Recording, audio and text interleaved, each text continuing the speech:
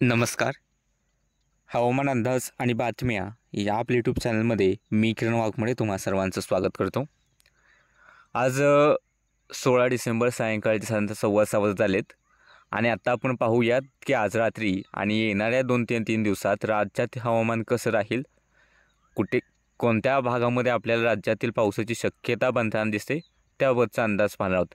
पण त्यापूर्वी आपल्याच या यूट्यूब चॅनलवरती आपण मान्सून 2024 आणि सुपर अल निनो यांच्यात याबाबतचं एक व्हिडिओ अपडेट प्रसारित केलेली आहे, ज्याची बरेच लोक वाट पाहत होती. अजूनपर्यंत जर तुम्ही ती अपडेट पाहिली नसेल तर आत्ताच हा व्हिडिओ झाल्यानंतर तुम्ही ती अपडेटसुद्धा नक्की पहा.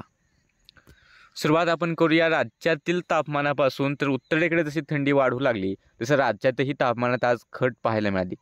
विदर्भातील भाग असतील, मग इकडे पुणे साताऱ्याच्या आसपासचे भाग आहेत, छत्रपती संभाजीनगर जळगावच्या आसपासचे भाग आहेत किंवा नाशिकचा भाग आहे, 12 अंश सेल्सिअसच्या आसपास तापमान पाहायला मिळालं आणि काही ग्रामीण भागांमध्ये हे तापमान 10 अंश सेल्सिअसच्या आसपास सुद्धा पोहोचलेलं असेल. बाकी बराचसा भाग या ठिकाणी 14 ते 16 कोकणाच्या भागांमध्ये आणि किनारपट्टीच्या भागांमध्ये विशेषतः तापमान थोडंसं अधिक राहतं आणि ते अधिकच आहे. 18 ते 20 किंवा 20 ते 20 अंश सेल्सिअसच्या आसपास बऱ्यापैकी तापमान पाहायला मिळाले. आणि जर आता आपण सध्याच्या हवामान प्रणाल्या पाहिल्या तर पश्चिमी आवर्त पाहू शकतो हिमालयाकडे आलेला आहे, जो की हळूहळू उद्यापर्यंत पूर्वेकडे हळूहळू निघून जाऊ लागेल आणि उत्तरेकडचे थंड वारे इकडे उत्तर भारतात येतील, त्यामुळे उत्तरेकडे थंडी वाढेल. पण महाराष्ट्रात मात्र दुसरीच एक सिस्टीमचा प्रभाव होतोय.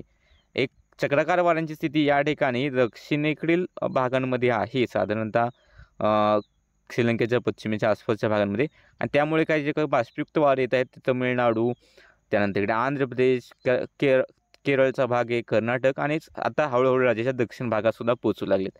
आणि येणाऱ्या दिवसांमध्ये हे चक्राकार वारे असंच लक्षद्वीपच्या आसपासून जाण्याची शक्यता आहे. त्यामुळे पुढील काही दिवस तरी राज्याच्या दक्षिण भागांमध्ये किंवा मराठवाडा, पश्चिम महाराष्ट्र आणि कोकणाच्या भागांमध्ये या वाऱ्यांच्या प्रभावाने ढगाळलेलं हवामान होईल. काही ठिकाणी पावसाची शक्यता आहे ते आपण पुढे सांगूच, पण ढगाळलेलं हवामान होणार आहे आणि त्यामुळे राज्याच्या या भागांमध्ये मात्र जी काय थंडी होती ती काहीशी कमी होण्याची शक्यता आहे जेव्हा या ठिकाणी ढग विकसित होतील तेव्हा.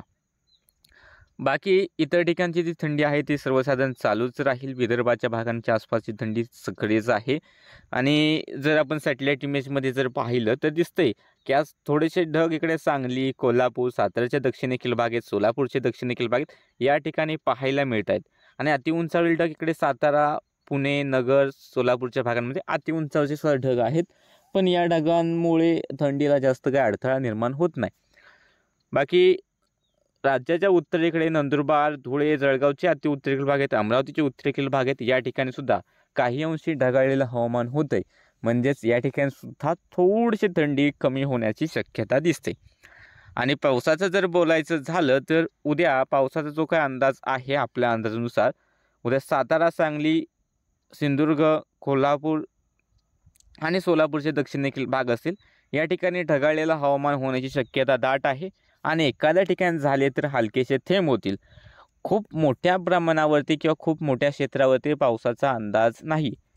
तसेच पुण्यातही ढग थोडेफार येतील. बाकीच्या भागांमध्ये रत्नागिरीकडे सुद्धा ढगाळ हवामान राहण्याची शक्यता आहे. हे तर झालं उद्यासाठी म्हणजे 17 तारखेसाठी. 18 तारखेला सुद्धा पुणे, सातारा, सांगली, कोल्हापूर, नगरचे दक्षिण भाग, सोलापूर ढगाळलेलं हवामान राहण्याची शक्यता अधिक आहे आणि झाले तर क्वचितच हलकेसे थेंब कुठेतरी होतील. जास्त पावसाचा अंदाज 18 तारखेला सुद्धा नाही आणि 19 तारखेला तर ही जे काय आलेलं ढग आहे ते हळूहळू पश्चिमेकडे निघून जातील.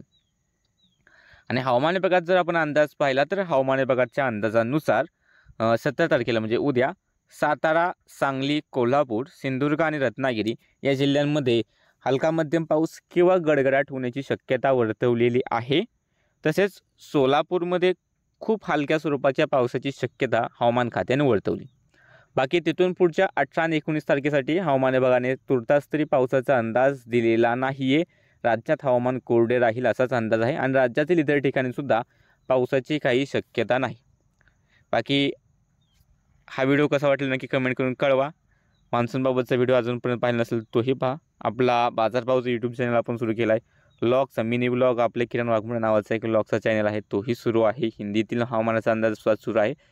तर या ठिकाणी सुद्धा जाऊन तुम्ही आपले अंदाज किंवा बाजारभाव किंवा मिनी व्लॉग पाहू शकता.